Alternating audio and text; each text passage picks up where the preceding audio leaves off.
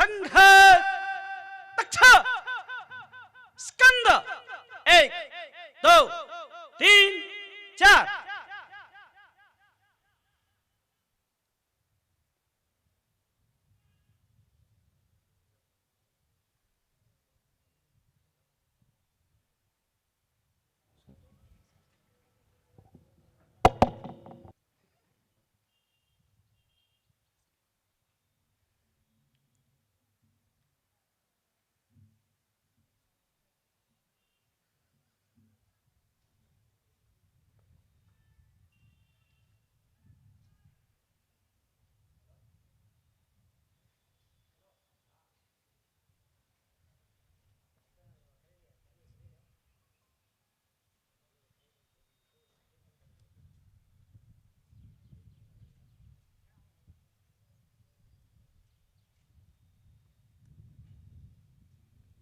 स्वागत प्रणाम 1 2 3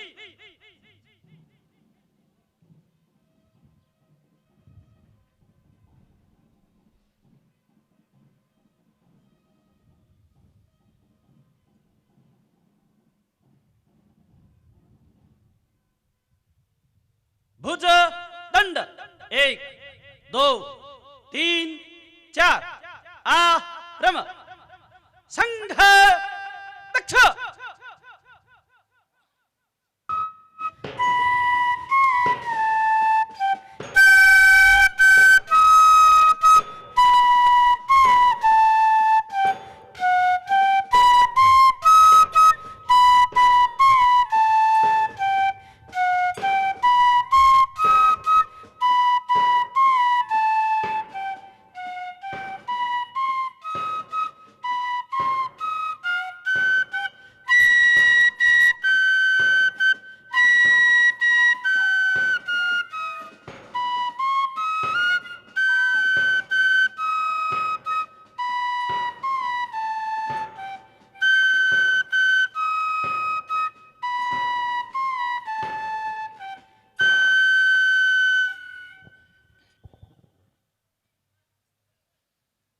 ध्वज प्रणाम 1 2 3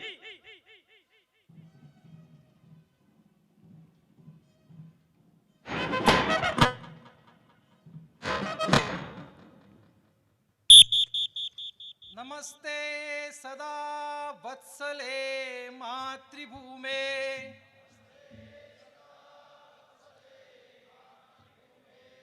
त्वया हिन्दुभूमे सुखं वर्धितोऽहम् महामंगले पुण्यभूमे त्वदर्थे पतत्वेष्कायो नमस्ते नमस्ते प्रभो शक्तिमन् हिन्दुराष्ट्रांगभूता इमे सादरन्त्वां नमामो वयम् त्वदीयाय कार्याय बद्धा कटीयम् शुभामाशिषं देहि तत्पूर्तये अजय्याञ्च विश्वस्य देहि शक्तिम् सुशीलं जगद्येन नम्रं भवेत् श्रुतं चैव यत्कण्टकाकीर्णमार्गम् स्वयं स्वीकृतन्न सुगङ्कारेत् समुत्कर्षनिःश्रेयसस्यैकमुग्रम् परं साधनं नाम वीरव्रतम् तदन्तस्फुरत्वक्षया ध्येयनिष्ठा हृदन्तप्रजागर्तु तीव्रानिशम् विजेत्री चन संहता कार्यशक्तिर विधायास्य धर्मस्य संरक्षणम् परं वै भवन्नेतु मे तत्स्वराष्ट्रम् समर्था भवत्वा शिशाते भृशम्। भारत माता की जय। ध्वज प्रणाम। 1 2 3। पधारे हुए महानुभाव मंचस्थ अतिथिगण से विनती है कि वे अपना स्थान ग्रहण करें। आरंभ।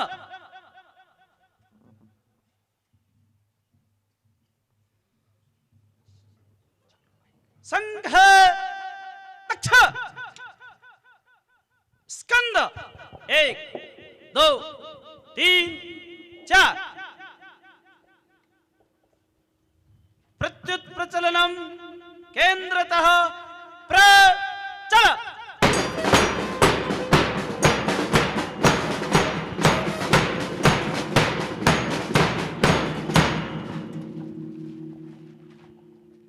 ध्वज प्रणाम।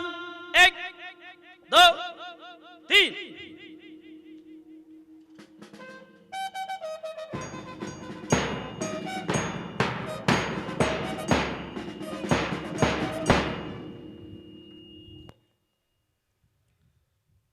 प्रदर्शनम संचलस्ति स्तंभ चतुर्व्यूह गणशः दक्षिणतः चतुर्व्यूह। 1 2 3। 1 1 2। घोष गण 1 वाम भ्रम प्रचल। प्रदक्षिणा संचलन परम पवित्र भगवा ध्वज को मान वंदना। संघ ने भगवा ध्वज को अपना गुरु माना है। भगवा ध्वज भारत की संस्कृति, परंपरा और सभ्यता का प्रतीक है। स्वयंसेवक संचलन करके भगवा ध्वज को मान वंदना दे रहे हैं। उच्च ध्येय की प्राप्ति हेतु विचार मिलना चाहिए और उससे पहले कदम मिलने चाहिए।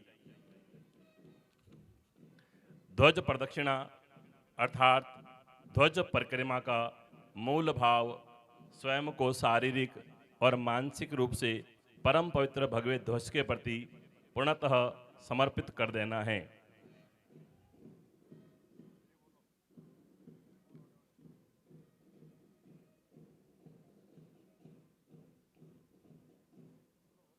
परम पवित्र भगवा ध्वज सनातन धर्म, त्याग, बलिदान और आध्यात्मिक चेतना का प्रतीक है।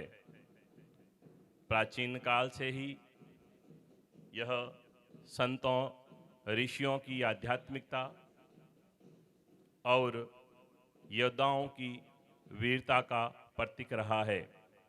जब जब धर्म, समाज और संस्कृति पर संकट आया है, तब तब भगवे ध्वज के नेतृत्व में उन संकटों का सामना किया है। जैसा कि एक कवि ने अपनी कविता में कहा, कभी थे अकेले हुए आज इतने, नहीं तब डरे तो भला अब डरेंगे। विरोधों के सागर में चट्टान है हम, जो टकराएंगे मौत अपनी मरेंगे। लिया हाथ में ध्वज कभी न झुकेगा, कदम बढ़ रहा है कभी न रुकेगा। न सूरज के सम्मुख अंधेरा टिकेगा, निडर है हम, अमर है सभी हम। के सर पर हमारे वर्धहस्त करता, गगन में लहरता है भगवा हमारा, गगन में लहरता है भगवा हमारा।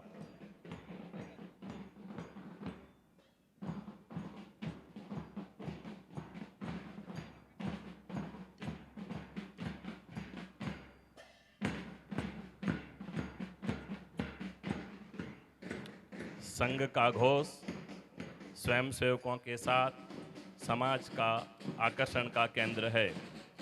घोषवादक शारीरिक कार्यक्रमों का अभिन्न अंग है।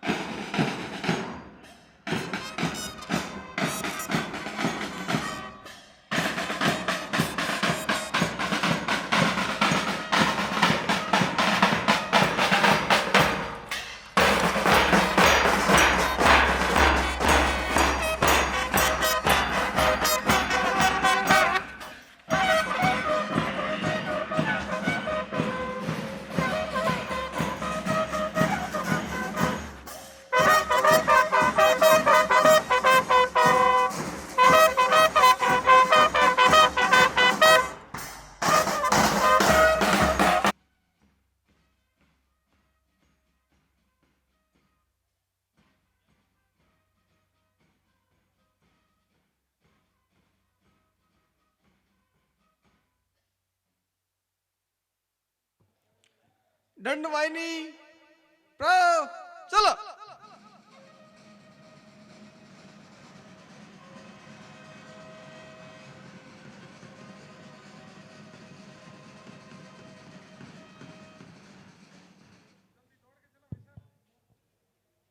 आ रम गण दक्ष प्रार सिद्ध 1 2 3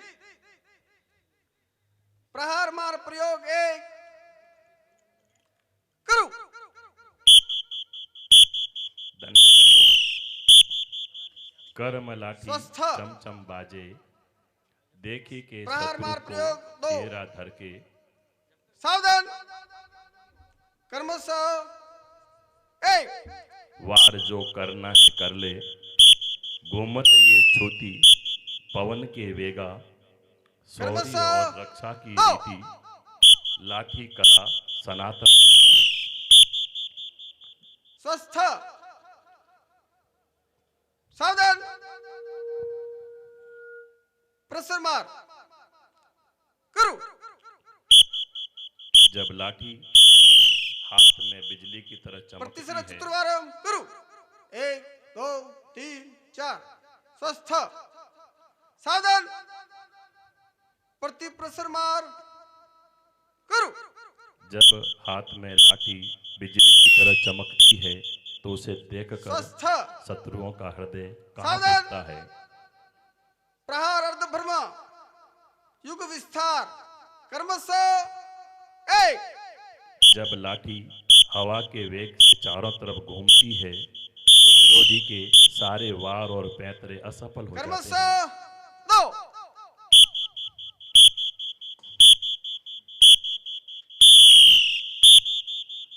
स्वस्थ सावधान कर्मिका सिद्ध 1 2 कर्मिका 1 करो। स्वस्थ सावधान कर्मिका 2 करो।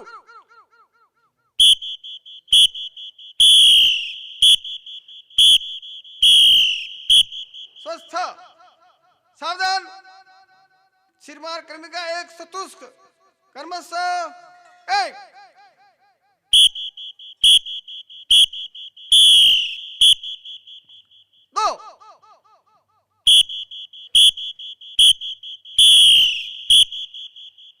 क्रमशः 3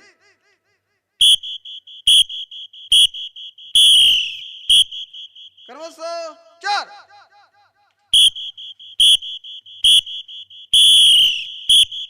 प्रतिसर चतुर्वारं करो 1 2 3 स्वस्थ सावधान वाम विश्लांतर करो दक्षिण विश्लांतर करो स्वस्थ सावधान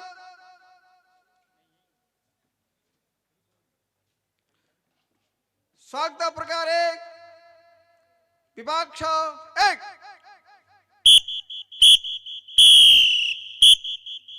विभाक्ष 2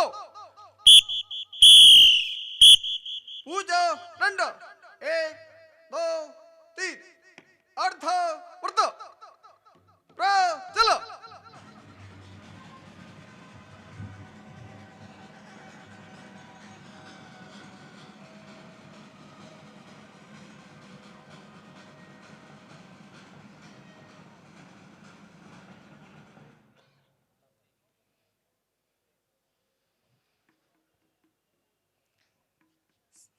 सावधान युद्ध वाहिनी रक्षा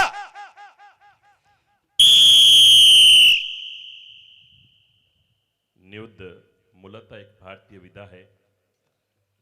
महर्षि के काल से इसे नियुद्ध कहते थे। नियुद्ध सिद्ध दक्षिण सूर्य चक्र भारत में प्रहार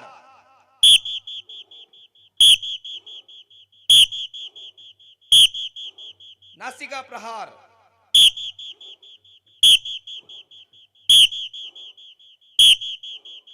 जठर प्रहार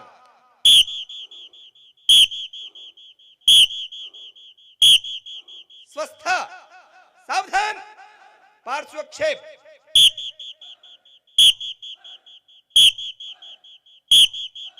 ऊर्ध्वक्षेप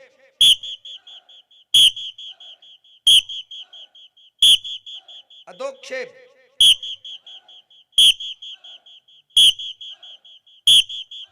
दक्षा प्रयोग सिद्ध मुष्टि प्रार प्रक्रम विभाक्षः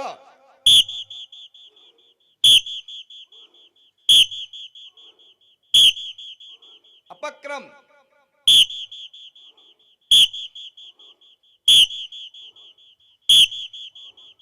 स्वस्थ सावधान मुष्टि प्रार चतुष्क क्रमशः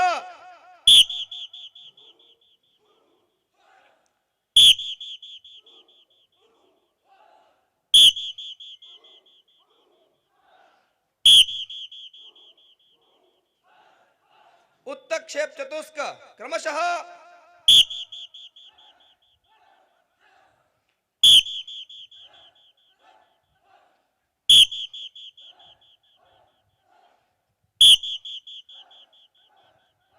द्विहस्त प्रयोग विभाक्षः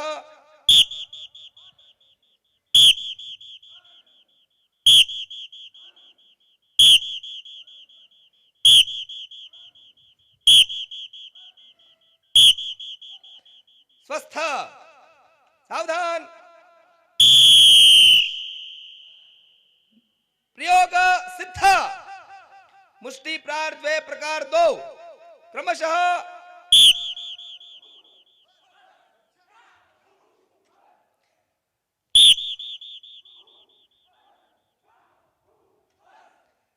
नियुद्ध सिद्ध भूमिवंदन विभाक्षः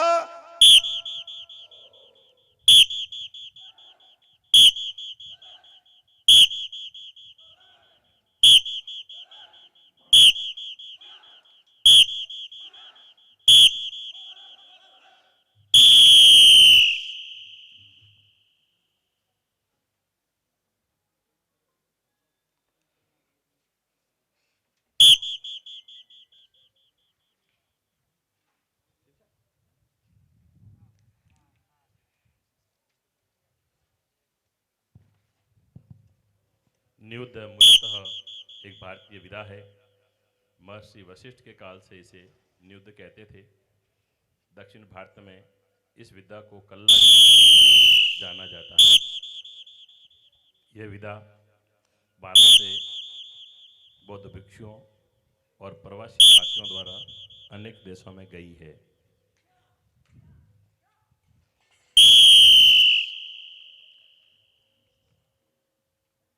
नियुद्ध हथियार के बिना युद्ध या नियत रहकर आक्रमण और बचाव करने की प्राचीन भारतीय युद्ध कला है, जिसमें शरीर के अंगों को ही हथियार के रूप में उपयोग किया जाता है।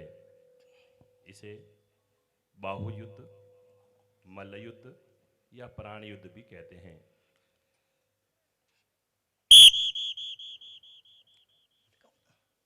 लगाइए इसको।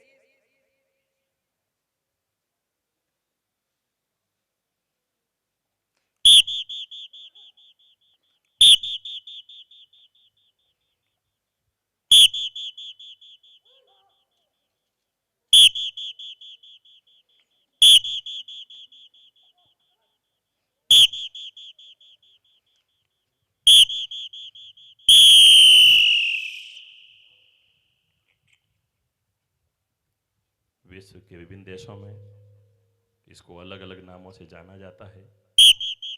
कहीं कुंग फू कहते हैं, जूडो, अकीडो आदि नामों से जाना जाता है, परंतु पश्चिम में इसका उपयोग सामरिक दृष्टि से किया जाता है, जबकि भारतीय दृष्टिकोण में शारीरिक, बाकी सब बैठ जाइए। मानसिक, आध्यात्मिक दृष्टि से मनुष्य का पूर्ण विकास करना है।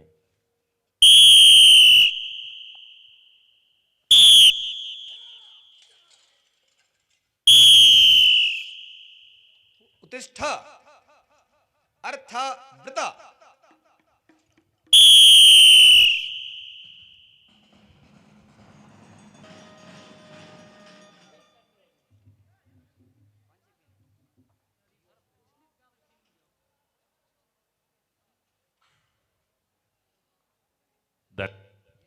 गण यह है अच्छौ दंडयुद्ध सिद्धौ सिद्ध प्रक्रम।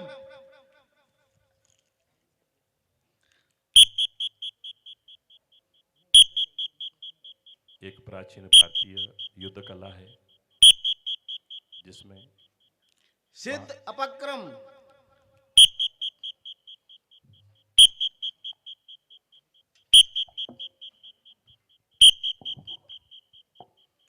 प्रसर, सिद्ध प्रक्रम, प्रतिसर, प्रतिसर। इसमें बांस की लाठी का उपयोग हथियार के रूप में किया जाता है।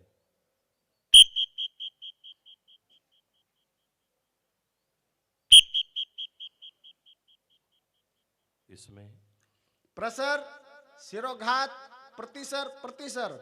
आत्मरक्षा के अलावा अनुशासन, सहयोग तथा आत्मनियंत्रण का भाव विकसित होता है।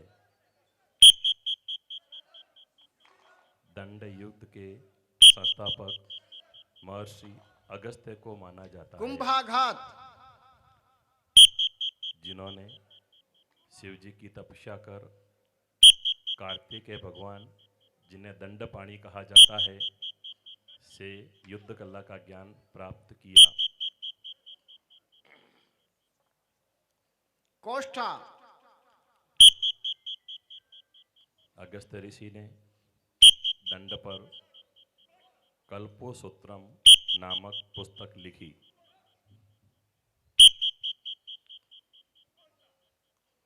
जंघास्ती,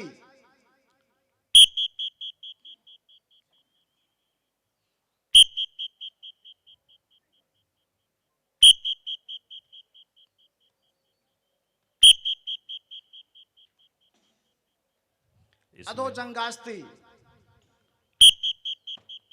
इसमें अगस्त्य ऋषि ने वर्म कल्लई, मर्म अति, सिलंबम आदि युद्ध कलाओं की स्थापना की। अधोकोष्ठा,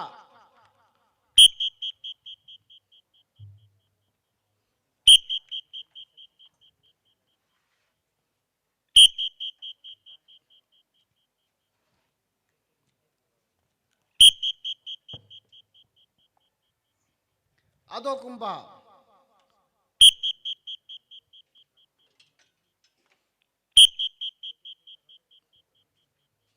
दंड युद्ध से शरीर मजबूत होता है और एकाग्रता बढ़ती है। साथ ही शारीरिक संतुलन, धैर्य और सामूहिक सहयोग की भावना विकसित होती है।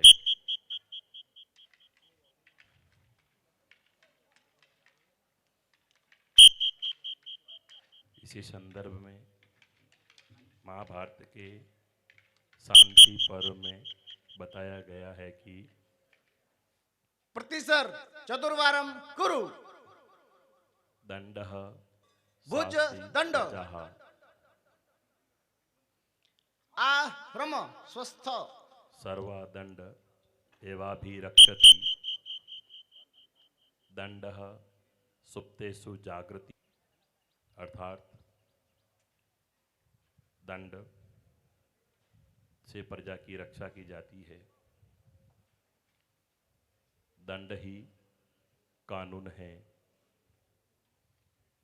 दंड से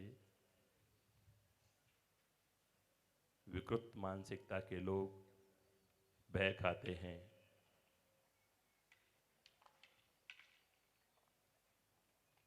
यहाँ पर दंड का जो स्वरूप बताया गया है वो धर्म के संदर्भ में बताया गया है।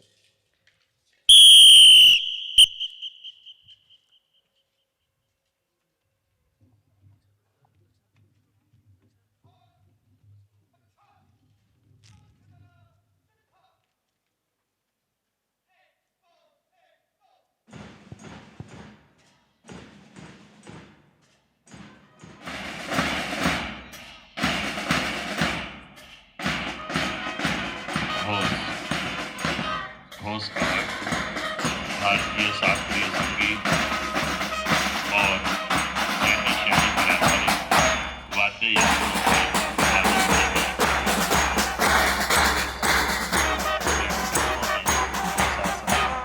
एकाग्रता की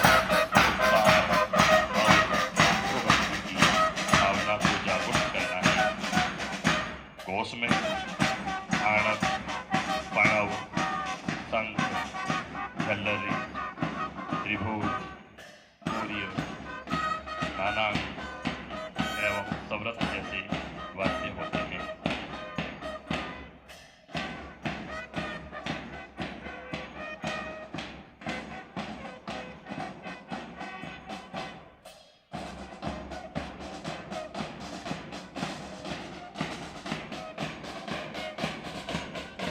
संघ की स्थापना 1925 विजयादशमी को हुई थी और उसके 2 वर्ष बाद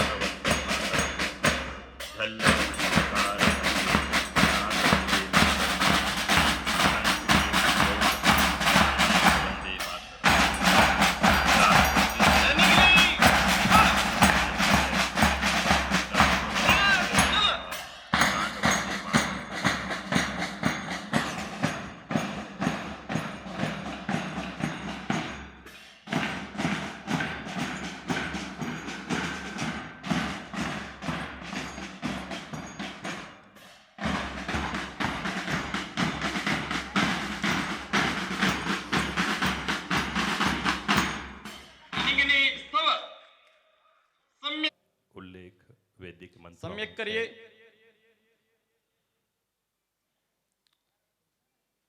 अ रम अनिंगनी ख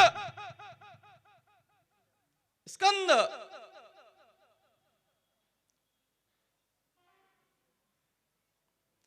सामूहिक समता प्रयोग एक करो। ओम संगच्छध्वम संबद्धध्वम संभो मनांसि जानताम देवा भागै यथा पूर्वे संजानाना उपासते। ये वैदिक मंत्र, इस मंत्र का भाव यह है कि किसी भी संगठन, समाज या परिवार की सफलता के लिए प्रयोग दो करो। एकता, समान विचार, आपसी संवाद और सहयोग सबसे महत्वपूर्ण है। जब सब लोग एक लक्ष्य के लिए मिलकर एक साथ चलते हैं, सोचते हैं, तभी सामूहिक शक्ति का निर्माण होता है।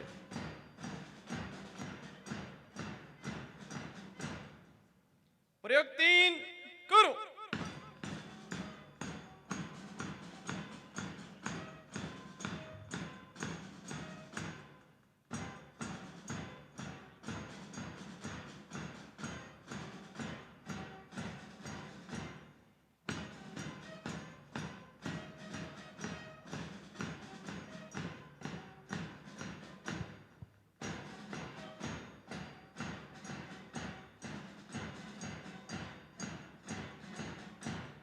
सामूहिक समता प्रयोग चार करो।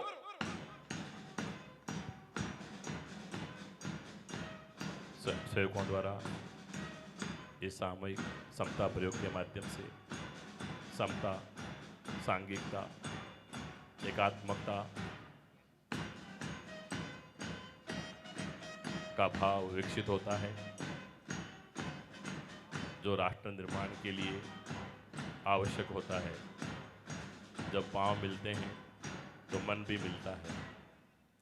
भुज दंड एक दो तीन चार। एक पदांतरेण स्थल दंड एक दो तीन चार। रम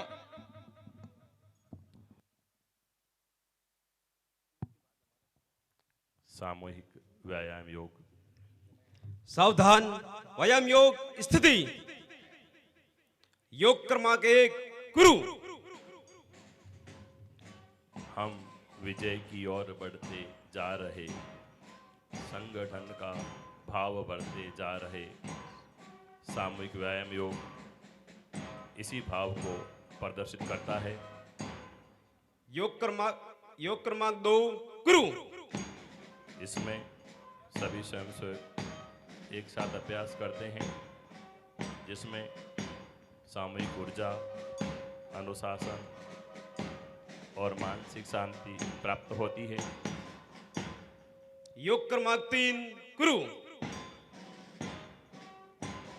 पारस्परिक जुड़ाव एवं अपनत्व की भावना का विकास होता है तथा यह सामूहिकता, सहयोग भाव को प्रकट करती है। योग क्रमांक चार गुरु।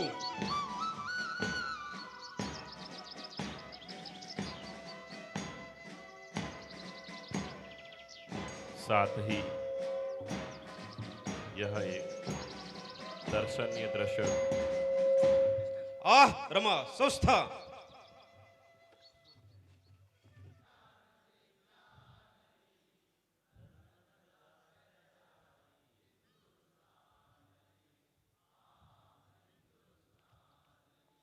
देव गावता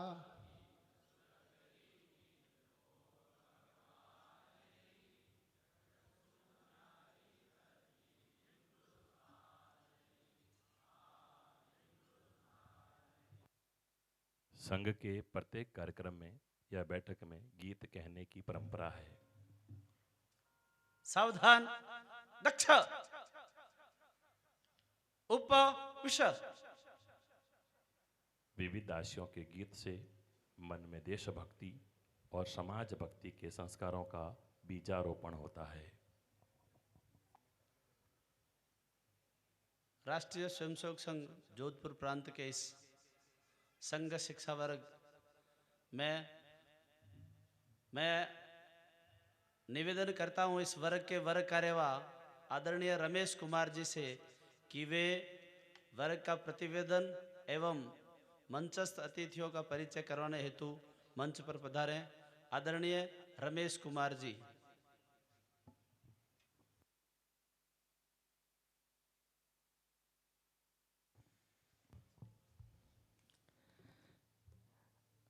मंचस्थ विराजमान अतिथियों का परिचय। पूज्य श्री सुमन सुलभ ब्रह्मचारी जी महाराज, आप श्री ललिता त्रिपुर सुंदरी शिवासन भाखरी जालमपुर विराजते हैं। संघ के विभिन्न कार्यक्रमों में आपका आशीर्वाद स्वयंसेवकों को मिलता रहता है। आदरणीय कर्नल शंभू सिंह जी देवड़ा, आप सिरोही जिले के चड़ुआल गांव के निवासी हैं। भारतीय सेना की स्पेशल फोर्स के सदस्य रहे हैं। श्रीलंका, कारगिल, उत्तर पूर्व में भारतीय सेना द्वारा किए गए विशेष अभियानों में आपने अपनी महत्वपूर्ण भूमिका निभाई है। आप सेना मेडल से सम्मानित हैं। आदरणीय रामधन जी विश्नोई, आप बाड़मेर जिले के धोरीमन्ना तहसील के भलीसर गांव के निवासी हैं। शिक्षा विभाग में आप जिला शिक्षा अधिकारी के पद से सेवानिवृत्त हैं। आप इस वर्ग में सर्वाधिकारी के नाते पूरे समय उपस्थित रहे। माननीय डॉक्टर किशन लाल जी, आप 1989 से संघ के स्वयंसेवक हैं।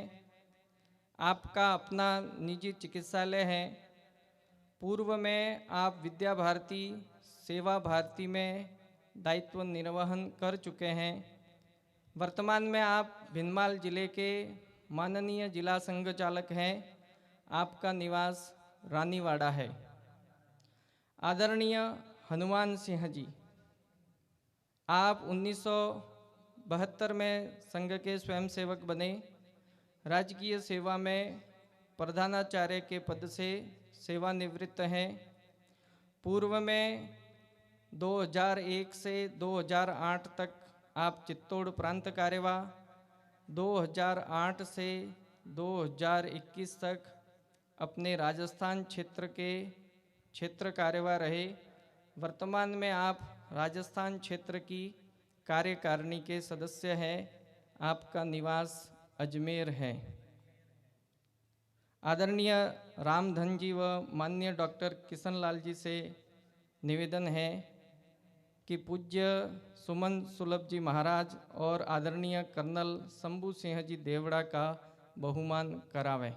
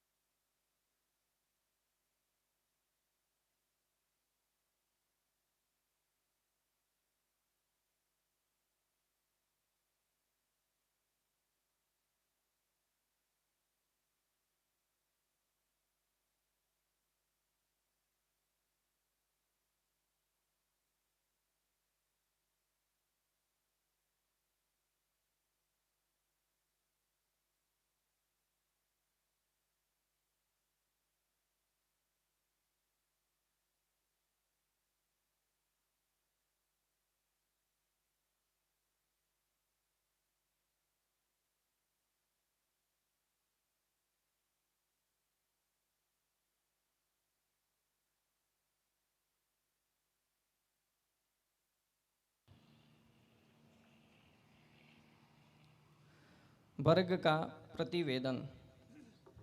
देश समाज का कार्य करने के लिए राष्ट्रीय चिंतन व आचरण वाले ध्येय समर्पित कार्यकर्ताओं के सहज निर्माण हेतु राष्ट्रीय स्वयंसेवक संघ में शिक्षा वर्गों की महत्वपूर्ण भूमिका है।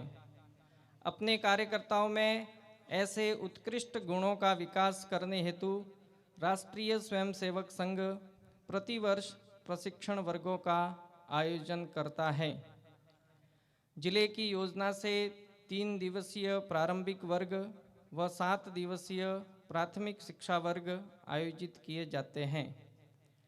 इसके बाद अखिल भारतीय योजना से 15 दिवसीय संघ शिक्षा वर्ग, तदुपरांत कार्यकर्ता विकास वर्ग प्रथम क्षेत्र स्तर पर 20 दिवसीय तथा अखिल भारतीय स्तर पर नागपुर में कार्यकर्ता विकास वर्ग द्वितीय 25 दिवसीय प्रशिक्षण शिविर का आयोजन प्रतिवर्ष होता है।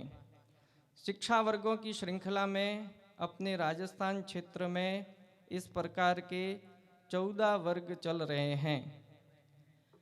आज हम सभी माँ क्षेमकरी, महाकवि माघ, महान गणितज्ञ ब्रह्मगुप्त की भूमि भिंदमाल में जोधपुर प्रांत का महाविद्यालय विद्यार्थी व तरुण व्यवसायी श्रेणी का संघ शिक्षा वर्ग जो 21 मई को प्रारंभ हुआ था, उसके समापन समारोह के साक्षी बन रहे हैं।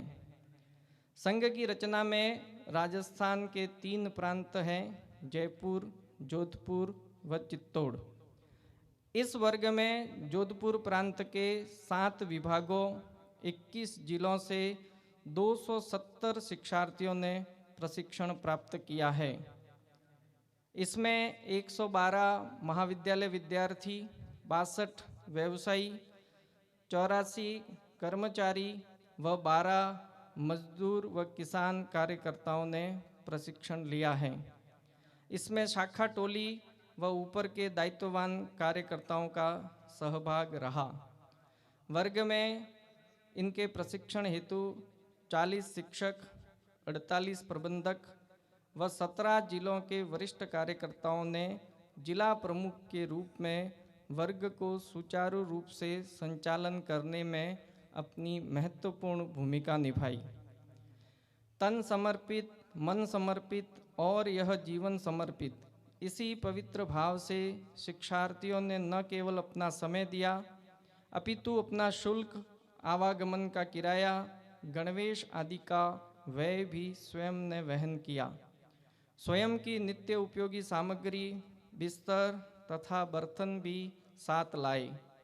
देश समाज का कार्य करने के निमित्त योग्य प्रशिक्षण प्राप्त करने के संकल्प से सभी शिक्षार्थी विगत 15 दिनों से प्रातः 4 बजे जागरण से लेकर रात्रि 10:15 बजे तक वर्ग की कठोर दिनचर्या का पालन कर रहे हैं।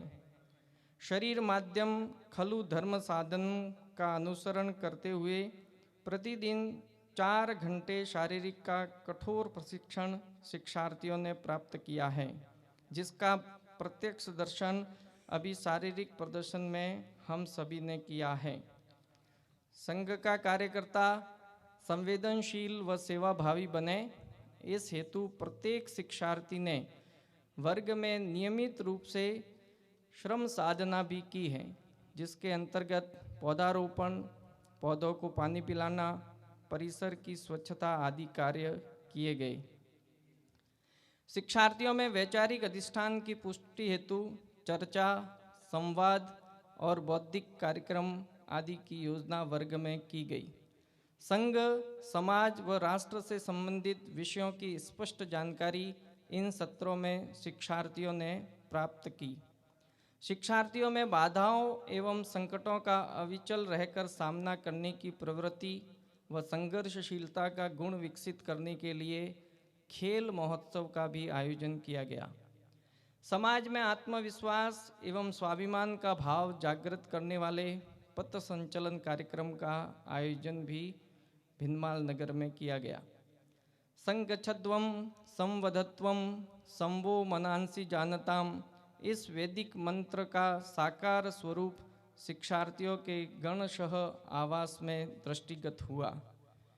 एक ही ध्येय के साधक सभी शिक्षार्थी अपरिचित होकर भी परिवार भाव से साथ रहे व सांघिकता का भाव भी सीखा है।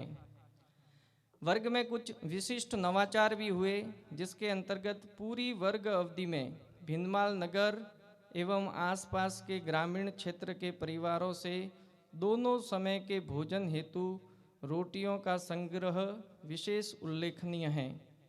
साथ ही मातृहस्त भोजन, मौन भोजन, संस्कृत भोजन भी रहा।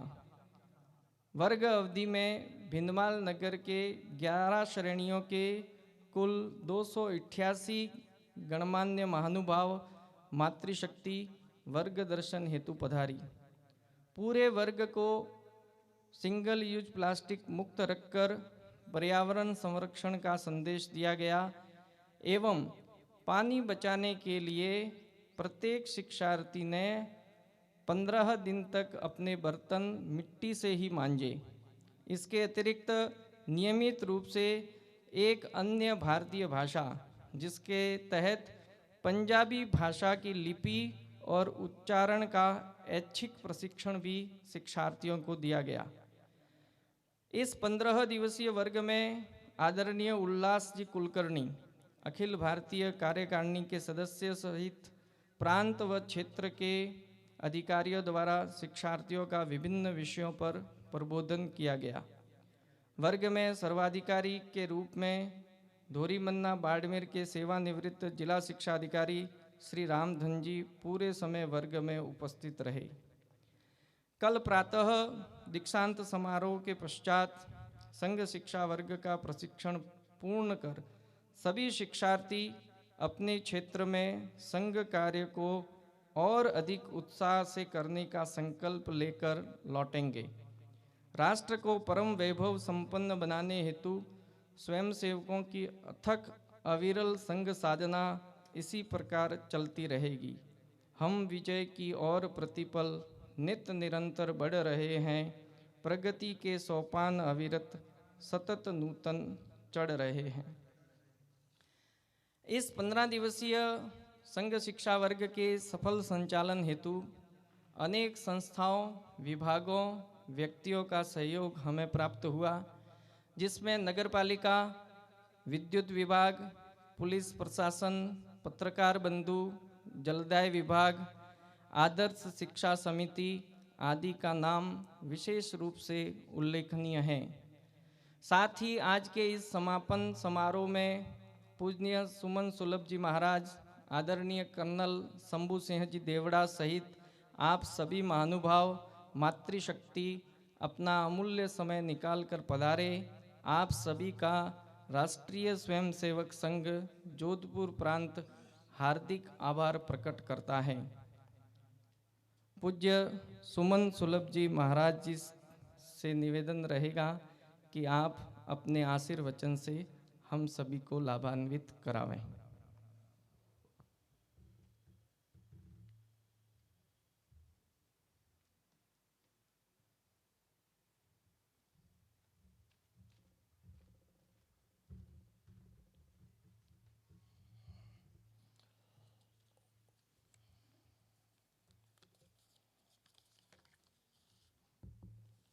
गौ माता की, भारत माता की। परम आदरणीय अधिकारीगण, पूजनीय वरिष्ठ जन, प्रशिक्षक बंधु तथा मेरे प्रिय स्वयंसेवक भाइयों तथा माताओं, आज संघ शिक्षा वर्ग के इस पावन समापन अवसर पर आप सभी का हृदय से अभिनंदन एवं वंदन करता हूँ। पिछले 15 दिनों से आप सभी केवल एक साधारण प्रशिक्षण नहीं, बल्कि एक तपस्या, एक साधना और एक आत्म परीक्षण का प्रक्रिया से गुजर रहे थे। इन 15 दिनों में आपने केवल शारीरिक अभ्यास ही नहीं किया, बल्कि अपने मन, बुद्धि और व्यक्तित्व को भी संस्कारित करने का प्रयास किया है। जब आप वर्ग में आए थे, तब प्रत्येक स्वयंसेवक के मन में अलग अलग भाव रहे होंगे, कोई राष्ट्र सेवा की प्रेरणा लेकर आए होंगे, कोई स्वयं के व्यक्तित्व विकास का भी भावना से आया होगा, तो कोई संगठन को समझने की जिज्ञासा लेकर आया होगा। लेकिन आज जब आप यहाँ से लौट रहे हैं तो निश्चय ही आप पहले जैसे नहीं, इन 15 दिनों ने आपके चिंतन, आपके व्यवहार और आपके जीवन दृष्टिकोण में सकारात्मक परिवर्तन का बीजारोपण किया है। बंधुओं, जीवन में प्राप्ति का मार्ग त्याग, अनुशासन और कर्तव्यपरायण पुरुषार्थ से होकर जाता है। केवल पाने की इच्छा रखने से कुछ नहीं मिलता। जो व्यक्ति अपने सुख सुविधा और आलस्य का त्याग करता है वही आगे बढ़ता है। वर्ग में आपने निर्धारित समय का अनुशासन पूर्वक पालन किया, कठिन परिश्रम किया और अनेक नई बातें सीखी। ये संस्कार आगे चलकर आपके जीवन को सफल और सार्थक बनाएंगे। आज आप जिस ऊर्जा, उत्साह और आत्मविश्वास का अनुभव कर रहे हैं, उसका कारण यही 15 दिनों का सतत अभ्यास और साधना है। लेकिन ये ऊर्जा तभी स्थायी बनेगी जब आप अपने दैनिक जीवन में शाखा से जुड़े रहेंगे। संघ की शाखा केवल 1 घंटे का कार्यक्रम नहीं है। शाखा जीवन को दिशा देने वाली एक साधना है। शाखा में हमें शरीर की सुदृढ़ता, मन की स्थिरता, बुद्धि की स्पष्टता और राष्ट्र के प्रति समर्पण की भावना प्रदान करती है। शाखा हमें सिखाती है कि व्यक्तित्व का विकास समाज और राष्ट्र के विकास से जुड़ा हुआ है। हमारे शास्त्रों में कहा गया है कि यदि कोई व्यक्ति किसी श्रेष्ठ नियम का निरंतर पालन करता है तो वह नियम उसका स्वभाव बन जाता है। हम सब पढ़े लिखे और जागरूक लोग हैं, लेकिन केवल ज्ञान पर्याप्त नहीं है। ज्ञान के साथ कर्म, पुरुषार्थ और संगठन शक्ति भी आवश्यक है। जो व्यक्ति पुरुषार्थ करता है वही आगे बढ़ता है। इन्हीं शब्दों के साथ मैं अपनी वाणी को विराम देता हूँ। आप सभी के उज्जवल भविष्य एवं राष्ट्र सेवा के मंगलमय पथ के लिए हार्दिक शुभकामना। भारत माता की। मैं कर्नल शंभू सिंह जी से निवेदन करता हूं कि वे आज के इस अवसर पर आशीर्वाद प्रदान करें।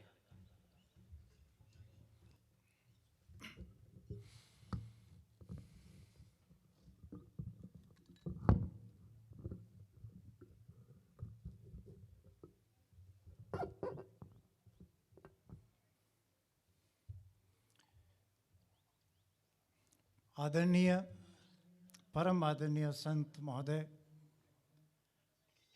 ब्रह्मचारी जी, आदरणीय भाई साहब हनुमान सिंह जी, आदरणीय भाई साहब रामधन जी, आदरणीय भाई साहब डॉक्टर किशन लाल जी, अन्य संघ के स्वयंसेवक और सामने बैठे हुए युवा स्वयंसेवक, भीनमाल के सभी नागरिक, मातृशक्तियाँ, पुरुष शक्ति व भीनमाल की देवी शक्ति को नमन। आप सबको प्रणाम।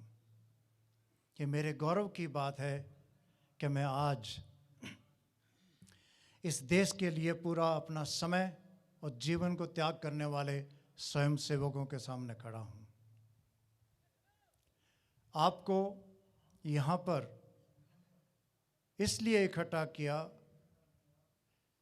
कि आपको बोध हो इस चीज़ का कि अगर आप माँ भारती की कोशिका में बहने वाला रक्त हैं तो हीमोग्लोबिन आपका मजबूत होना चाहिए, आपका शरीर मजबूत हो,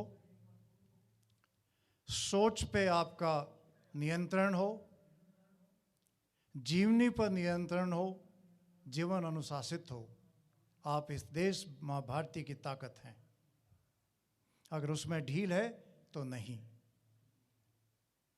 ये भारतवर्ष, जैसा कि हम देख रहे हैं आजकल, एक बहुत ही महत्वपूर्ण मोड़ पे खड़ा हुआ है। अगला भारत जब मोड़ से निकले, कौन सी गली में घुसेगा और क्या देखेगा। बादल चारों तरफ पूरे संसार में घनघोर और काले नजर आ रहे हैं। क्या युद्ध या समृद्धि?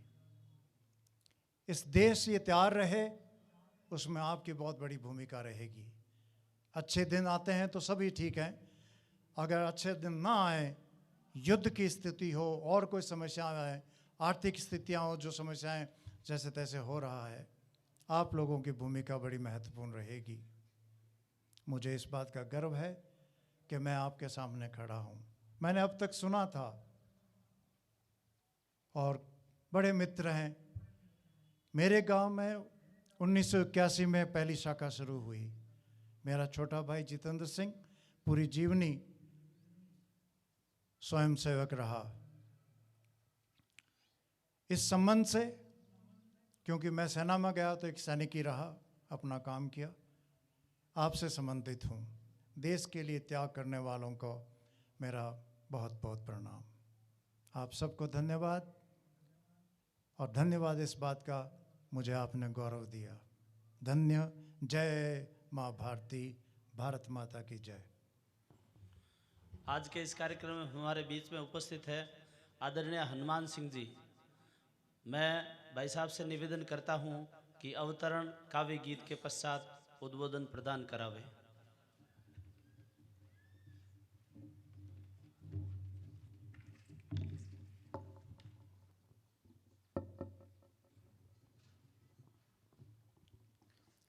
पूज्य श्री गुरुजी ने कहा है कि राष्ट्रीय स्वयंसेवक संघ हिंदू समाज का राष्ट्रीय स्वरूप पहचान कर प्रत्येक व्यक्ति के हृदय में भारत भक्ति जगाने का, राष्ट्र सेवार्थ शील चारित्र्य संपन्न जीवन अपनाने का तथा उसी दृष्टि से एक रस एकात्म समाज जीवन आसेतु हिमालय पुनः प्रतिष्ठित करने का निश्चय पूर्वक प्रयत्न करता है।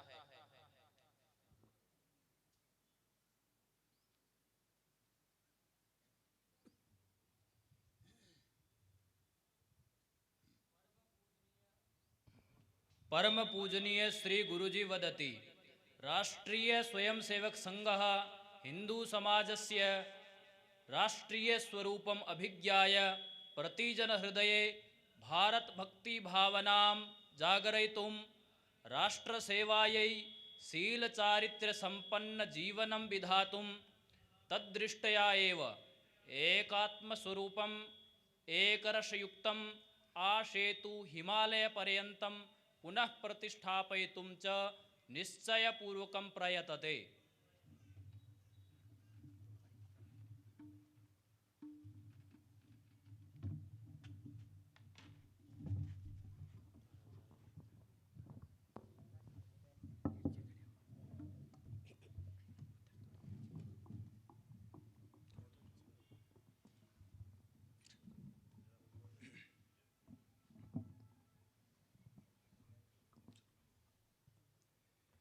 पूजनीय है परम पूजा सतचित आनंद मां। पूजनीय है परम पूजा सतचित आनंद मां। पुष्प तेरा तव चरण में, पुष्प तेरा तव चरण में वंदना अभिनंदना सतचित आनंद मां।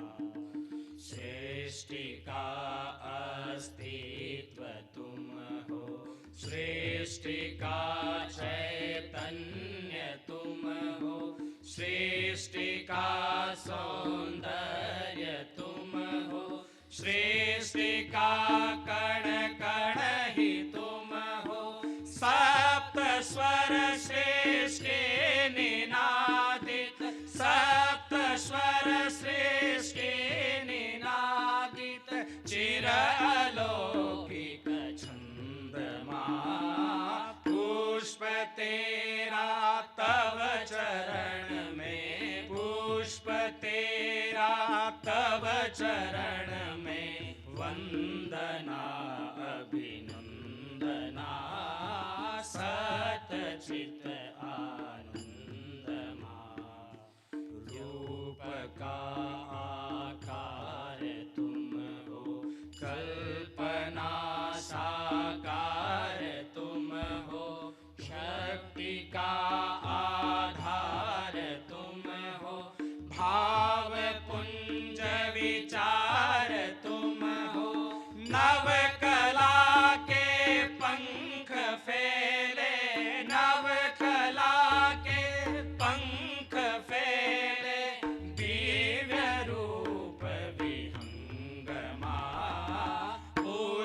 तेरा तव चरण में पुष्प तेरा तव चरण में वंदना अभिनंदना सतचित आनंदमा ज्ञान दृष्टि विवेक तुम हो भक्ति रूप अनेक तुम हो कर्म का अभिषेक तुम हो सर्वशक्ता एक तुम हो तत्व दर्शन प्रस्फुटन से तत्व दर्शन प्रस्फुटन से मंद मंद सुगंधमा पुष्प तेरा तव चरण में पुष्प तेरा तव चरण में वंदना अभिनंदना सतचित आनंदमा सतचित आनंदमा सतचित आनंदमा सतचित आनंदमा।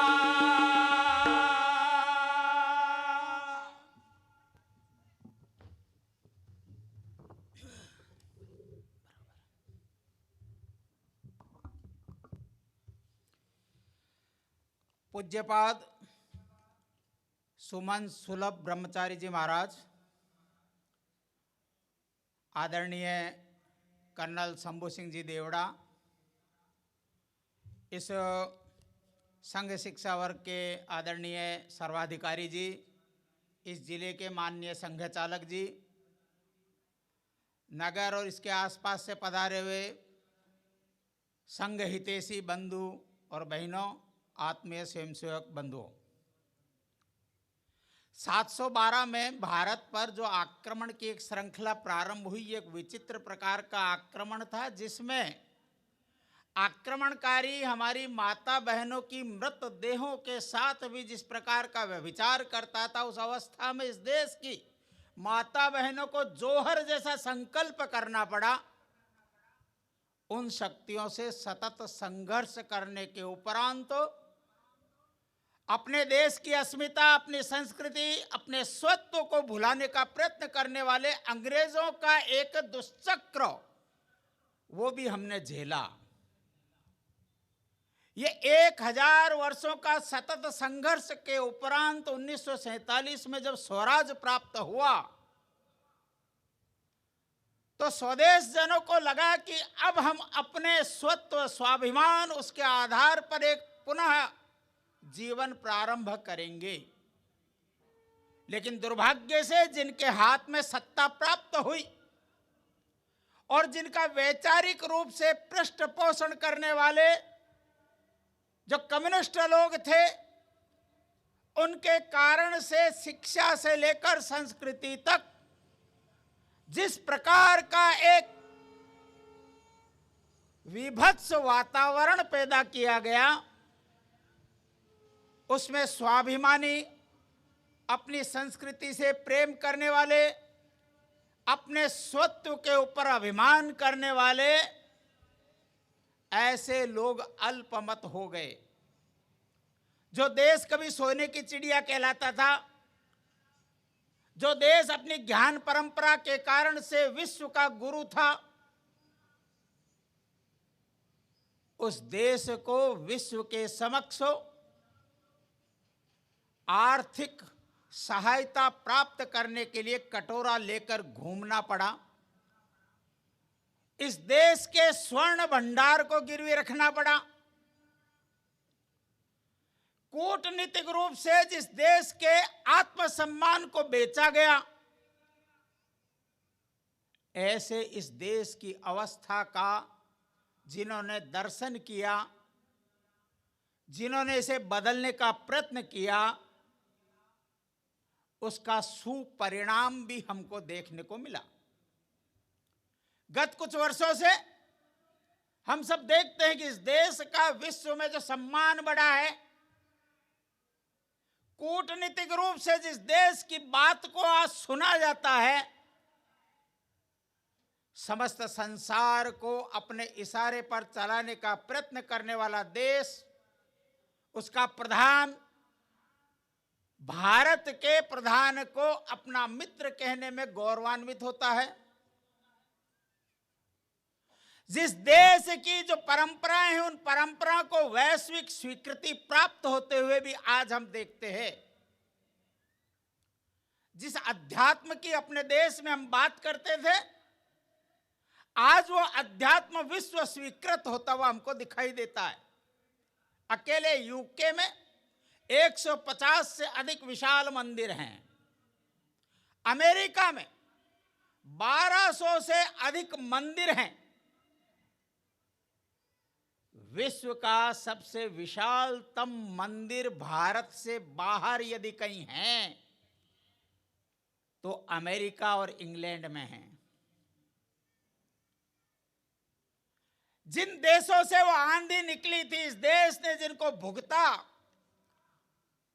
जो मंदिरों को ध्वंस करने और मूर्तियों को तोड़ने में आनंद की अनुभूति करते थे, इस विश्व को मूर्तियों से विहीन कर देंगे, ऐसा संकल्प लेकर जो अरब की आंधी निकली थी, उन अरब देशों में भी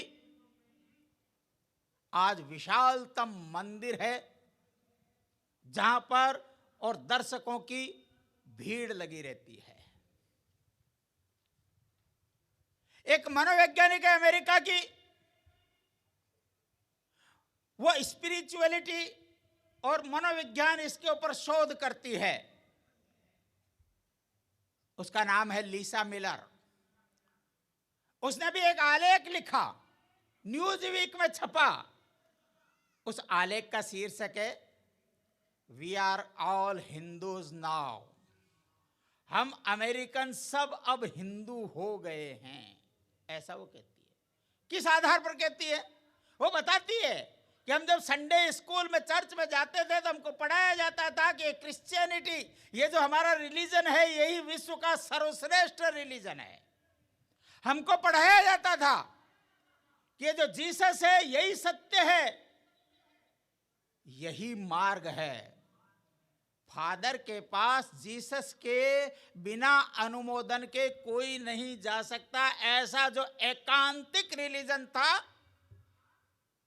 उस देश के 65% से अधिक लोग ये मानते हैं कि वेद में जो कहा है एकम सत विप्रा बहुधा वदंती, उस ईश्वर तक जाने के बहुत से मार्ग हो सकते हैं। उन मार्गों की स्वीकृति आज अमेरिकन युवक करता है। वो गर्व के साथ कहता है, I am not religious, I am spiritual. ये गर्व के साथ कहता है वहां का व्यक्ति कि कर्म सिद्धांत को मानना चाहिए, और यदि कर्म सिद्धांत को मानता है तो पुनर्जन्म को भी मानना पड़ेगा। 35% लोग इस कर्म सिद्धांत को मानते हैं। आप आश्चर्य करेंगे, ये कर्म सिद्धांत साल्वेशन थ्योरी का बिल्कुल उल्टा है जो कुरान और बाइबल कहती है। बाइबल कहती है कि यदि आपने उस गॉड और उसका जो पैगंबर यहां पर पुत्र रूप में आया जीसस, इसको अपना त्राता स्वीकार कर लेते हैं तो इतना पर्याप्त है बिलीवर्स के लिए, उसको पैराडाइज मिल जाएगा और कोई प्रयत्न करने की आवश्यकता नहीं है।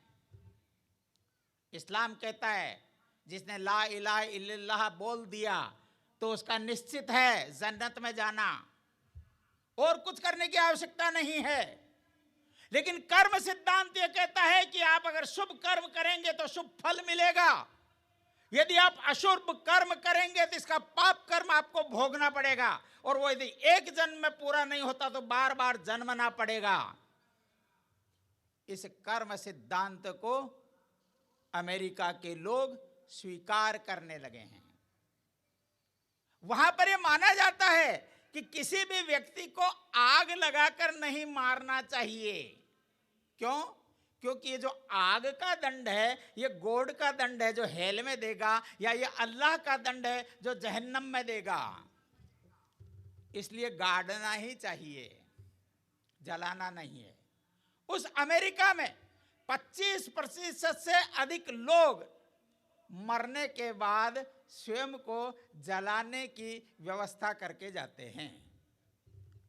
इन सब आधार पर उसने कहा कि हम सब वैचारिक रूप से हिंदू होते जा रहे हैं। 21 जून आने वाला है। यूएन के इतिहास में यह पहला प्रस्ताव है जिस प्रस्ताव का किसी ने विरोध तो किया ही नहीं। इस प्रस्ताव को प्रस्तुत होने पर जो बाइकआउट की जो परंपरा है वो भी किसी एक देश ने नहीं किया। यूएन के सदस्य 177 देशों ने सर्वसम्मति से विश्व का में 21 जून को योग दिवस मनाना चाहिए इसको स्वीकार किया। 21 जून क्यों? 21 जून वो दिवस है जो ये माना जाता है कि ये आध्यात्मिक चेतना का दिवस है, क्योंकि उत्तरी गोलार्ध का ये सबसे बड़ा दिन होता है। इस दिन आदि योगी अर्थात भगवान शिव ने अपने गणों को योग की शिक्षा प्रदान की, जिससे धरती पर योग आया। आदि योगी को यूनाइटेड नेशन स्वीकार करता है, 21 जून को स्वीकार करता है। आयुर्वेद वो हर्बल के नाम से कहते होंगे, लेकिन आयुर्वेद का आज वैश्विक व्यापार कितना है? 10 करोड़ डॉलर प्रतिवर्ष का। भारत के जो आयुर्वेदिक चिकित्सा है, इसको विश्व के 200 देशों के अंदर यहां की औषधियां जाती है और वहां स्वीकृति है। यूएन का आयुष विभाग, जैसे भारत में आयुष मंत्रालय है, यूएन के अंदर आयुष विभाग बन गया है। और वैकल्पिक पारंपरिक चिकित्सा पद्धति में सर्वश्रेष्ठ चिकित्सा पद्धति आयुर्वेद है, इसको वैश्विक मान्यता प्राप्त हो गई है। योग,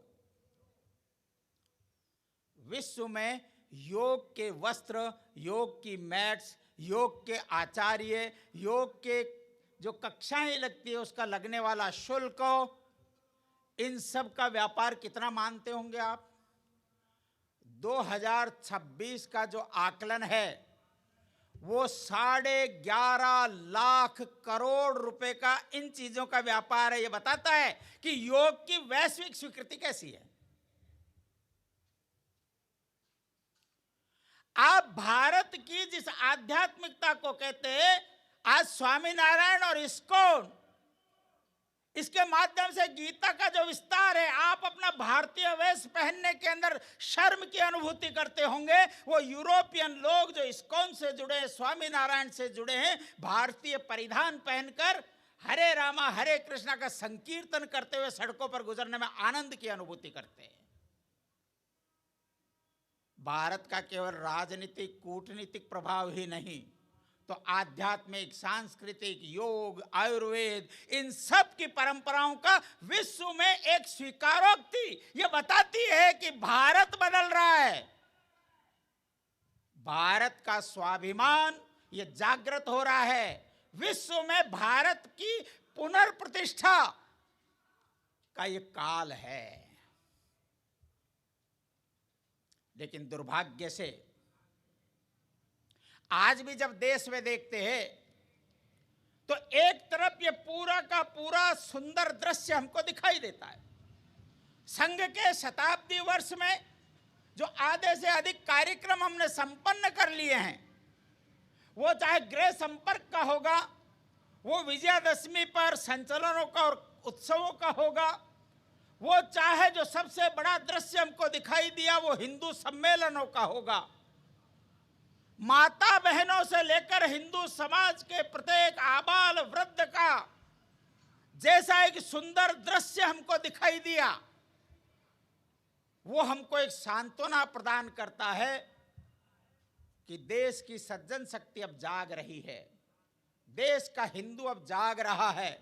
देश का हिंदू अब संगठित होकर भारत के विचार की पुनर्प्रतिष्ठा करने के लिए जन जन में अपने स्वत्व का जागरण करने के लिए फिर से अग्रसर है, ऐसा विश्वास होता है। लेकिन जब इन सब प्रयत्नों से एक सकारात्मक दिशा दिखाई देती है तो उसी समय जो विघातक भारत द्रोही शक्तियां हैं, उन शक्तियों के टूल किट भी बराबर क्रिया प्रतिक्रिया करते हुए दिखाई देते हैं। यह जो संक्रमण काल है, इस संक्रमण काल में उन शक्तियों की पहचान करके अपनी युवा पीढ़ी को जागृत करना, यह भी हमारा कर्तव्य हो जाता है।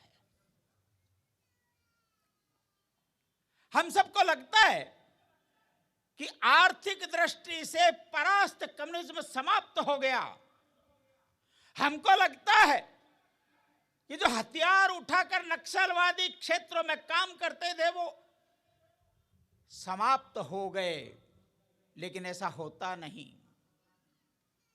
ये जो अर्बन नक्सल से अभी भी रूप बदल बदल कर भिन्न भिन्न प्रकार के टूल किट अब भी बनाने में, प्रसारित करने में लगे हुए हैं। ये कल्चरल मार्क्सिज्म जो कभी कहते थे, आज नए नए रूप लेकर आता हुआ हमको दिखाई देता है। अब एक नया रूप इस समय है वोकेइज्म। चला कहां से था? बहुत सुगम है। अमेरिका में अफ्रीका के निग्रो लोगों को, काले लोगों को पकड़कर गुलाम बनाया गया। यद्यपि प्रजातंत्र आने के बाद कानूनन गुलामी प्रथा को अमेरिका से, यूरोप से समाप्त कर दिया गया, लेकिन मन में जो वो नस्लवाद है, वो जो काले गोरे का भेद है, वो नहीं निकला है। इसलिए आज भी काले लोगों को सड़क पर पकड़कर निर्ममता से गोली मार दी जाती है। ऐसे सब काले लोगों के भी मानवीय अधिकार हैं, इसको लेकर यह आंदोलन खड़ा हुआ था। बहुत अच्छा आंदोलन था। एक व्यक्ति को, एक काले व्यक्ति को सड़क पर और एक अंग्रेज पुलिस अधिकारी ने गोली मार के वहां पर समाप्त कर दिया। इसके कारण से यह आंदोलन खड़ा हुआ। सोशल मीडिया पर एक हैशटैग चला, ब्लैक लाइव मैटर्स। काले लोगों का भी जीवन है, इनके जीवन का भी महत्व है। ऐसा है कि वोकेइज्म का आंदोलन चला, लेकिन जो आप में से सोशल मीडिया पर सक्रिय रहते हैं, उन्होंने देखा होगा कि अमेरिका में जिस दिन यह हैशटैग चला, उसके दूसरे दिन भारत के अंदर हैशटैग का क्रम बदल गया। हैशटैग था दलित लाइव मैटर्स। अर्थात जो भीम मीम का फार्मूला है, उस फार्मूले को विश्व की किसी भी घटना पर लगाकर भारत में विद्वेष पैदा करने के लिए लगी हुई ये जो वोकेइज्म की, ये कल्चरल मार्क्सिज्म की जो शक्तियां हैं, वो तुरंत सक्रिय हो जाती है। सुप्रीम कोर्ट में एक टिप्पणी होती है। हम सब जानते हैं कि किसी भी देश की सरकार उसके यहां पर जितने राजकीय कर्मचारी रख सकती है, वो उसके विभागों की संख्या और उसकी आवश्यकता से अधिक नहीं रख सकती। लेकिन इस देश में एक लंबे समय से इस शिक्षा व्यवस्था में संस्कारहीनता के कारण से ये दिमाग में बैठा दिया गया है हमारे, कि जिनको डिग्री प्राप्त हो गई उसको सरकारी नौकरी मिलनी चाहिए, और बेरोजगारी उसको कहते हैं जिसको सरकारी नौकरी नहीं मिली। इस सब पर टिप्पणी थी कि ये डिग्री लेकर घूमने वाले और नौकरी नहीं कहने वाले, वो जो सामान्य हाथ के काम हैं उनको छोटा काम समझते हैं। जिनकी एमआरपी नहीं है, एक प्लम्बर घर में आता है, वो जो कहता है पैसा देना पड़ेगा। एक लाइट ठीक करने वाला घर पर आता है, वो जो मांगता है वो पैसा देना पड़ेगा। उस पर कोई मैक्सिमम रिटेल प्राइस लिखा नहीं होता, उस काम को छोटा मानते हैं। व्हाइट कॉलर जॉब चाहिए। इसके ऊपर टिप्पणी थी कि ये डिग्रीधारी कॉकरोच की तरह हो गए हैं। टिप्पणी न्यायालय की है। दूसरे दिन अमेरिका में बैठे हुए एक खुरापाती को जमता है और वो एक पार्टी बना देता है, सीजेपी, कॉकरोच जनता पार्टी। और फिर वो आंदोलन किस दिशा में जाता है? कोई न्यायालय नहीं, कुछ नहीं, वो आता है एक राजनीतिक दल के विरोध पर। जो टूल किट नेपाल में, बांग्लादेश में, श्रीलंका में जो कुछ कर चुके, वो ये चाहते हैं भारत में क्यों नहीं हो रहा। इसलिए किसान आंदोलन से लेकर अब तक की एक देखेंगे हम कि वो प्रयत्न करते हैं कि किस प्रकार से इस देश के युवा को सड़कों पर लाया जाए, अराजकता पैदा की जाए। और उनके प्रयत्न करने वालों के साथ ऐसे जो अराजक तत्व जिनको हम आंदोलन जीवी कहते हैं, ये आंदोलन जीवी प्रत्येक ऐसे अवसर को हड़प कर और उसका भारत में अराजकता पैदा करने के लिए उपयोग करने लग जाते हैं। ये हमारी संस्कृति पर, हमारी सभ्यता पर सब प्रकार से आक्रमण करते हैं। हमको ध्यान ही नहीं आता कि ये फ्रेंडशिप बैंड कहां से आ गया, क्योंकि भारत में बहन और भाई के रिश्ते का जो रक्षाबंधन, इस रक्षाबंधन से आपका ध्यान हटाना है तो आपको फ्रेंडशिप बैंड के ऊपर लाना है। और जब आप फ्रेंडशिप बैंड पर आएंगे तो आप बहन भाई नहीं रहेंगे, फिर आप फ्रेंड्स रहेंगे, तब आप बॉयफ्रेंड और गर्लफ्रेंड होंगे। जब आप बॉयफ्रेंड और गर्लफ्रेंड होंगे तो ये पूरे देश के अंदर जो हमारी ब्रह्मचर्य की हम बात करते हैं, जिस सांस्कृतिक प्रतिमान की हम बात करते हैं, वो सब समाप्त होकर एक विशेष प्रकार का व्यभिचारी वातावरण इस देश के अंदर उत्पन्न हो, उसके लिए एक आड़ लेते हैं। हम भी आनंद से फ्रेंडशिप बैंड बांधना शुरू कर देते हैं। ऐसी सब जो विपरीत परिस्थितियां इस समय चल रही है, इस नैरेटिव को तोड़ने के लिए हमको अतिरिक्त प्रयत्न करने की आवश्यकता होगी। और इसलिए शताब्दी वर्ष के जो शेष कार्यक्रम हैं, जो युवाओं के सम्मेलन होंगे, उन सब के अंदर हमारा एक नियमित कार्यक्रम है समाज के और प्रबुद्ध प्रमुख लोगों की और गोष्ठियां करना, जाति बिरादरी के प्रमुखों की सद्भावना बैठकें करना, माता बहनों के इस समय कार्यक्रम संपन्न होने वाले, उन सब के अंदर इन विषयों को लीजिए कि किस प्रकार से भारतीय संस्कृति पर आघात करने के ये सब प्रयत्नों, ये नैरेटिव खड़े किए जा रहे हैं। तब हम इस देश को जिस प्रकार का बनाना चाहते हैं, जिन पंच परिवर्तन की हम बात करते हैं, ऐसे पंच परिवर्तनों को स्थापित कर सकेंगे। ये केवल मात्र अपने कुटुंब के अंदर फिर से संवाद से संस्कार ये पैदा करने का विषय, ये हमको करना पड़ रहा है जिस देश के परिवार व्यवस्था की विश्व में मान्यता है। मैं जोधपुर गया था, जोधपुर में एक समाचार पढ़ा मैंने, समाचार का शीर्षक था डिवोर्स टूरिज्म। मुझे लगा तलाक का टूरिज्म क्या होता है।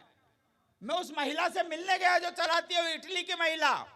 वो ये कहती है कि मैं इटली से और उन लोगों को भारत में लेकर आती हूं यहाँ के परिवार दिखाने के लिए, क्योंकि वहां पर परिवार बचे नहीं, और इसलिए जो बच्चे हैं वो एकल अभिभावकत्व में हैं या सरकार की लायबिलिटी में हैं, और इस कारण से बच्चे अवसाद में है, संस्कारहीन हैं। मैं यहाँ भारत में लाकर परिवार दिखाती हूँ। ऐसा भारत के प्रति उनके मन में है कि परिवार संस्था को अगर दिखाना है, आदर्श परिवार दिखाना है तो भारत में आओ। लेकिन उसने बाद में मुझसे कहा, लेकिन दुर्भाग्य आपके यहाँ पर भी छोटे परिवार होने की जो प्रवृत्ति चली है, हम जहाँ जाकर लौट रहे आप वहाँ जाकर नहीं लौटे, कृपया आप आरएसएस के बताइए लोगों को।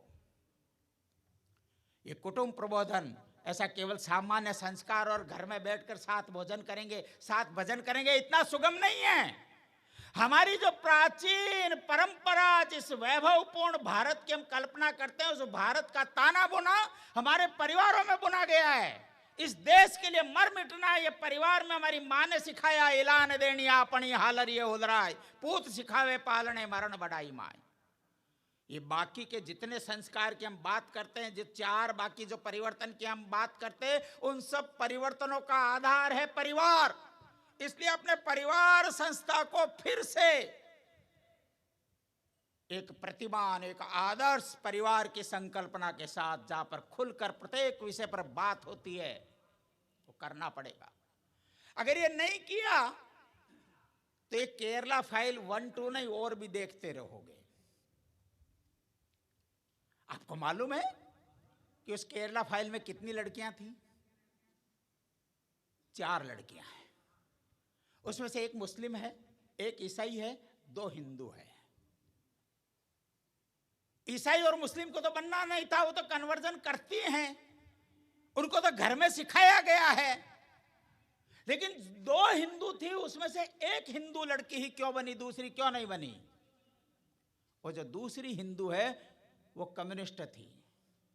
केरल में अगर आप जाएंगे तो वहां के गांव कम्युनिस्ट गांव है, जिसमें बाहर लिखा रहता है पार्टी विलेज। उस पार्टी विलेज में कम्युनिज्म के अलावा कोई बात नहीं कर सकते अंदर जाकर, इस तरह के हैं, और उसमें बहुसंख्यक हिंदू हैं। वो भी नहीं बनी। लेकिन जिसको घर में संस्कार नहीं है, तर्कपूर्ण चर्चा नहीं है, वो संस्कारों से कटी हुई है, घर में उससे बात नहीं करते। हमारा अध्यात्म, हमारा धर्म, हमारा दर्शन जो विश्व का सर्वश्रेष्ठ ही नहीं है, अत्यंत वैज्ञानिक है, किसी भी विश्व के प्रश्न का उत्तर दे सकता है। उस धर्म, दर्शन, उस अध्यात्म, उसकी चर्चा घर में नहीं है। हमको लगता है मंदिर जाना और शाम को आरती करना धर्म है, नहीं है। दुर्भाग्य से हमने तो उस आरती के भी स्वरूप बदल दिए।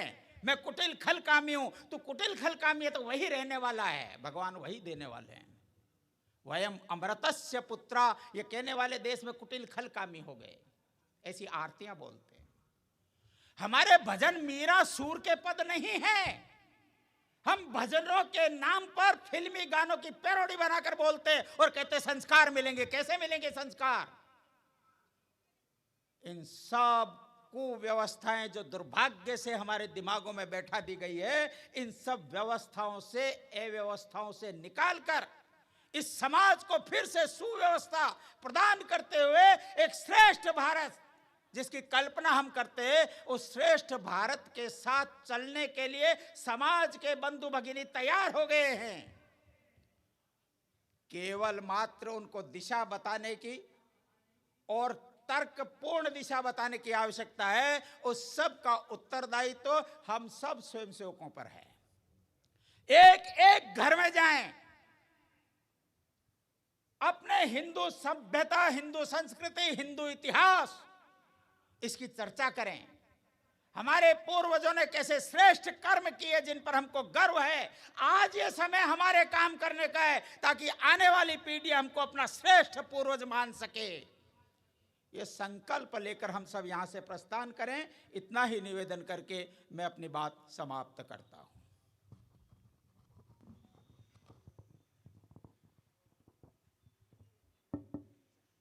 अभी ध्वजावतरण होगा। पधारे हुए अतिथि मातृशक्ति से विनती है कि वे अपने स्थान पर खड़े रहेंगे। सावधान, उत्तिष्ठ।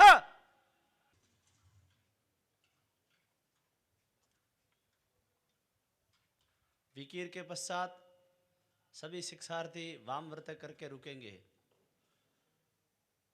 पधारे हुए अतिथियों के लिए भोजन प्रसाद की व्यवस्था है इस मैदान के दाहिनी ओर। आपसे निवेदन रहेगा, विकीर के पश्चात भोजन प्रसाद ग्रहण करके प्रस्थान करेंगे। बाहर निकलते समय और संघ साहित्य की स्टॉल लगी हुई है, वहाँ से हम संघ साहित्य क्रय कर सकते हैं। संघ दक्ष, ध्वजा प्रणाम। 1 2 3।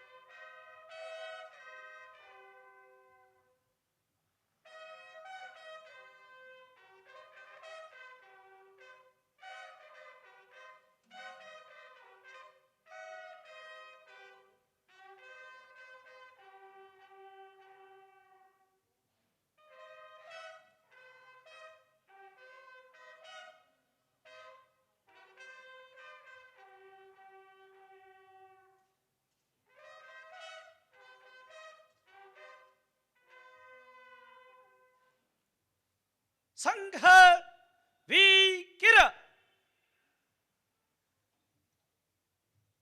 वाम वृत